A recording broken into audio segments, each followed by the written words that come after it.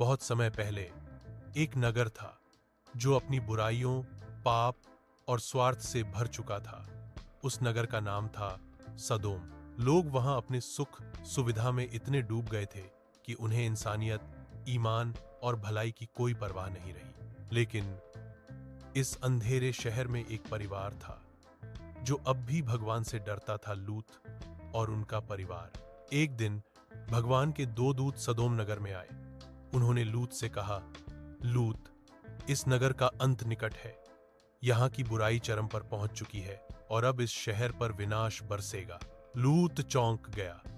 उसने अपने परिवार को समझाया, चलो, हमें तुरंत यहां से निकलना होगा। भगवान ने हमें चेतावनी दी है। रात के अंधेरे में जब चारों ओर सन्नाटा था, लूत, उनकी पत्नी और दो बेटियां शहर से भाग निकले। पीछे से आसमान में बिजली सी चमकी, आग और गंधक बरसने लगी। पूरे सदोम शहर में चीखें गूंज उठीं, धरती हिल रही थी और आसमान लाल हो गया था। भगवान के दूतों ने कहा था, पीछे मत देखना, जो पीछे देखेगा वह नष्ट हो जाएगा। लूत आगे बढ़ते रहे, लेकिन उनकी पत्नी का मन अब भी उस शहर में अटका था।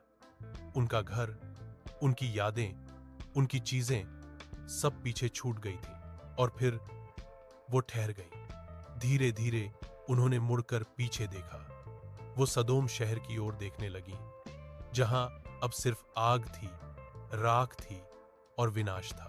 और उसी पल उनका शरीर सिहर उठा, उनकी सांसें थम गईं और देखते ही देखते वो नमक की मूर्ति बन गई।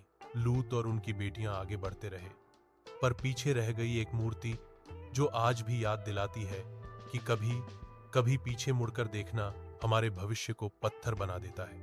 यह कहानी सिर्फ एक पुराने नगर की नहीं, बल्कि हमारे जीवन की भी सीख है। जब ईश्वर हमें अंधेरे से बाहर बुलाते हैं, हमें अपने अतीत, अपने मोह और पापों को छोड़ देना चाहिए, क्योंकि जो अतीत में फंस जाता है वह अपने भविष्य की रोशनी खो देता है। लूत की पत्नी की कहानी हमें याद दिलाती है, आगे बढ़ना ही जीवन है और पीछे मुड़ना विनाश का रास्ता।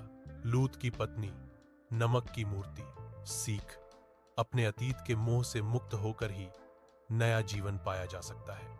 अगर आपको यह कहानी प्रेरणादायक लगी हो तो वीडियो को लाइक करें, शेयर करें और चैनल को सब्सक्राइब करना न भूलें, क्योंकि हर कहानी में छुपा है एक अनमोल सबक।